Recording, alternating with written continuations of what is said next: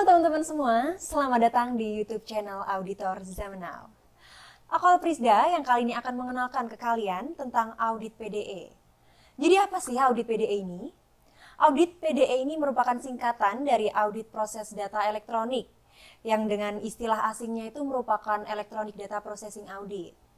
Nah, kegiatan audit semacam ini biasa dilakukan oleh para fraud examiner, praktisi akuntan forensik, atau juga audit forensik. Nah, teman-teman semua ini perlu tahu kalau audit PDE ini di beberapa kesempatan sering disebut dengan audit aplikasi. Karena metode pelaksanaannya ada kesamaan dengan yang biasa dilakukan oleh auditor IT. Buat kalian yang penasaran, simak video penjelasan berikut sampai selesai.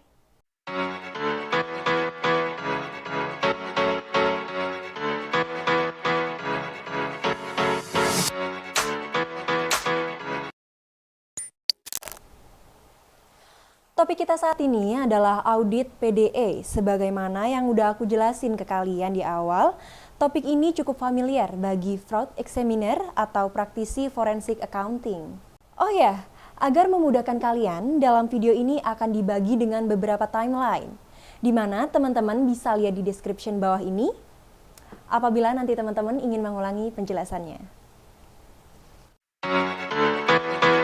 Jadi PDE merupakan proses data elektronik yang dikenalkan oleh George H. Bodnar dan William S. Hopwood.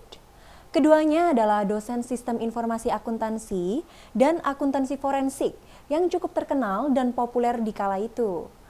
Mereka menerangkan bahwa PDE atau akronim dari pengolahan data elektronik merupakan pemanfaatan teknologi komputer untuk melakukan pengolahan data yang berorientasi pada transaksi dalam suatu organisasi. Lalu apa sih audit PDE itu?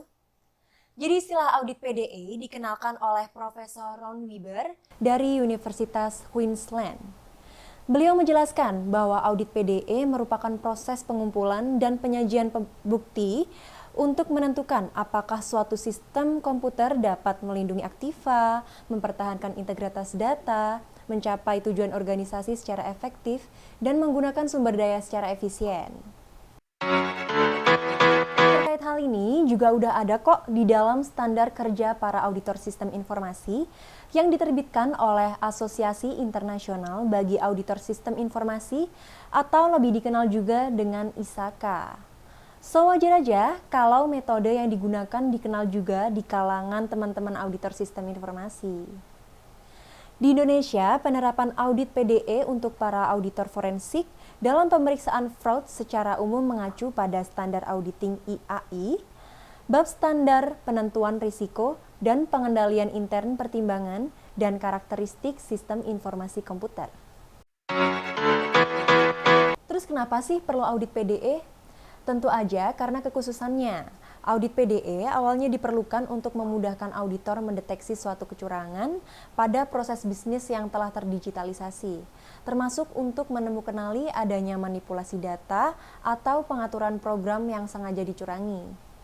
Namun, dengan perkembangan zaman now nih, audit PDE digunakan untuk meyakini bahwa aplikasi tersebut telah berjalan dengan baik dan telah memitigasi risiko-risiko kelemahan aplikasi.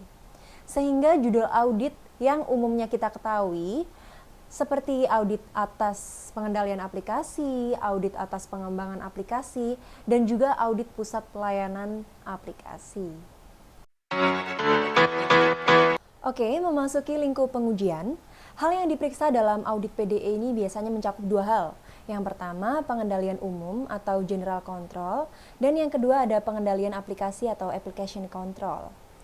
Untuk lingkup pengujian yang pertama itu pengendalian umum, yang mana merupakan pengendalian menyeluruh atas faktor-faktor yang berdampak terhadap lingkungan pemrosesan data elektronik, termasuk pengaruh eksternal di luar aplikasi tersebut.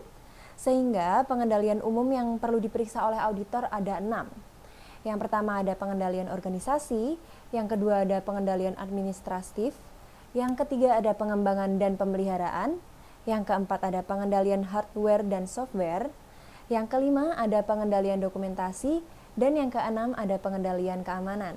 Kita lanjut lingkup pengujian pengendalian yang kedua, yaitu pengendalian aplikasi yang merupakan kategori pengendalian yang harus diuji oleh auditor untuk menemukanali kelemahan atau resiko aplikasi. Kategori pengendalian ini berorientasi pada pemakai, karena unsur manusialah yang mengendalikan masukan dan merekonsiliasikan keluaran dengan masukan tersebut. Karena itu, pengendalian aplikasi ini meliputi 3 hal. Yang pertama, pengendalian atas input, kedua, pengendalian atas proses, dan yang ketiga ada pengendalian atas output aplikasi. Lalu gimana penjelasan detail pengertian masing-masing pengendalian tersebut? Teman-teman bisa baca di artikel tambahan. Link artikelnya bisa dilihat di description bawah ini ya. Karena menurutku bakal terlalu panjang kalau dijelasin di detailnya di video ini. Dalam melaksanakan audit PDE, auditor biasanya memutuskan gimana dia akan melakukan pemeriksaan suatu sistem PDE. Nah, ntar bakal ada 3 pilihan metode yang sering digunakan oleh auditor. Dan metode ini umumnya dikenal juga di kalangan auditor IT. Metode pertama adalah audit around the computer. Di metode ini, auditor harus dapat pemahaman atas pengendalian umum. Seperti yang udah aku jelasin sebelumnya, yaitu meliputi struktur organisasi, administrasi aplikasi, pengembangan dan pemeliharaan aplikasi, hardware dan software, dokumentasi sistem dan keamanan sistemnya. Tentunya pelaksanaan metode ini sama halnya kayak audit konvensional. Jadi dapat dilakukan oleh auditor pada umumnya yang tidak memiliki background IT. Yang penting dia paham betul aja proses bisnisnya dan bagaimana menerapkan pengendalian intern yang memadai. Metode kedua ada audit through the computer. Metode ini lebih ditekankan pada bagian pengujian sistem komputer daripada pengujian output komputer. Jadi auditor menguji dan menilai efektivitas pengendalian aplikasi sama kayak yang aku jelasin di sebelumnya. Di mana pengujian pengendalian aplikasi ini hakikatnya memitigasi risiko aplikasi mulai dari input, proses, sampai dengan output aplikasi yang mungkin terjadi. Dan juga pada metode ini auditor diperbolehkan untuk menguji langsung aplikasi tersebut untuk mengetahui kehandalan dan kelemahan aplikasinya. Atau istilahnya auditor melakukan application testing ya. Secara menyeluruh mulai dari tahap program penerima input, terus tahap program untuk memanipulasi atau memproses data, dan tahap terakhir saat program menghasilkan output. Terakhir, metode ketiga, audit with the computer. Metode ini menggunakan komputernya auditor atau software khusus untuk audit buat mempermudah pemeriksaan database aplikasinya dan bahkan dimungkinkan untuk otomasi prosedur pelaksanaan auditnya.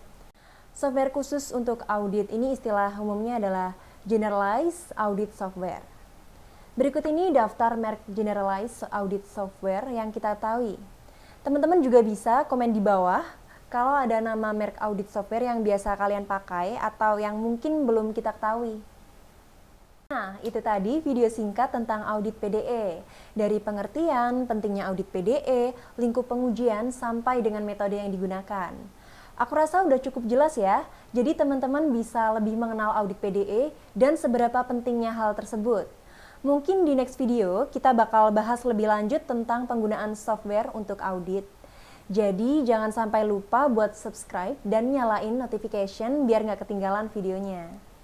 Oh iya, kalau ada yang ingin ditanyakan silahkan komen di bawah, kasih saran, masukan, atau request video berikutnya. Dan kalau kalian suka dengan videonya, jangan lupa like dan share ke teman-teman kalian untuk berbagi ilmu seputar audit. Thanks for watching and see you on the next video. Bye!